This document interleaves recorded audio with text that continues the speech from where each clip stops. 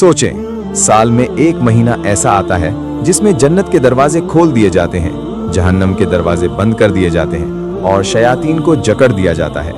ये है रमजानुल मुबारक। अल्लाह ताला कुरान में फरमाते हैं, रमजान वो महीना है जिसमें कुरान नाजिल किया गया लोगों के लिए हिदायत बनाकर। ये महीना सिर्फ भूखा और प्यासा रहने का नाम नहीं, ये दिल को पाक करने, गुनाहों से तौबा करने और अल्लाह के करीब होने का मौका है। नबी करीम सल्लल्लाहु अलैहि वसल्लम ने फरमाया कि जब रमजान आता है तो जन्नत के दरवाजे खोल दिए जाते हैं। और एक और हदीस में है कि जिसने ईमान और सवाब की नीयत से रोजा रखा उसके पिछले गुनाह माफ कर दिए जाते हैं। तो रमजान आने में सिर्फ चंद दिन बाकी हैं। आज ही नियत करें, नमाज बेहतर करें, कुरान से ताल्लुक जोड़ें और दिल साफ करें। शायद ये रमजान हमारी जिंदगी बदल दे।